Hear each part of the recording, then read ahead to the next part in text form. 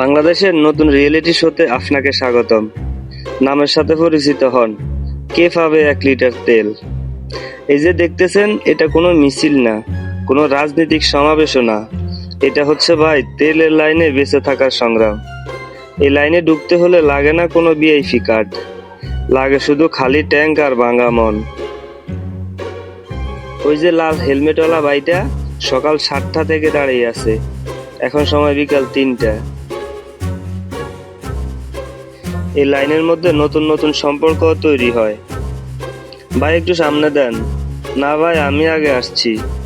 এরপর ভাই থেকে সরাসরি শত্রু। এই দৃশ্য দেখে মনে হয় এটা কোনো পাম্প না, এটা যেন মোটরসাইকেলের ঈদগাহ মাঠ। সবাই একই দোয়া করতেছে, হে আল্লাহ আজকে যেন 1 লিটার পাই। কেউ কেউ আবার এতটাই হতাশ হয়ে গেছে যে বাইক বন্ধ করে পাশে বসে বিড়ি খাইতেছে আর ভাবে, ভাই সাইকেল কিনলেই ভালো ছিল। শেষমেশ যখন পাম্পে পৌঁছায় তখন শুনে তেল শেষ। এই শব্দটাই এখন দেশের সবচেয়ে বড় ট্র্যাজেডি।